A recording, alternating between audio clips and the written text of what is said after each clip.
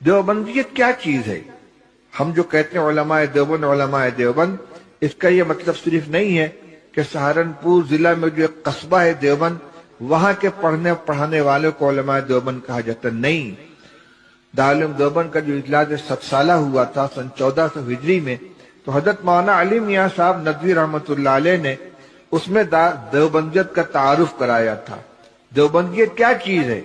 سب سے پہلی چیز توحید خالص، ایک اللہ کی وحدانیت کا دل کے اندر گہرائی میں یقین اٹھ رہنا، کسی بھی طریقے سے وحدانیت متاثر نہ ہونے پائے۔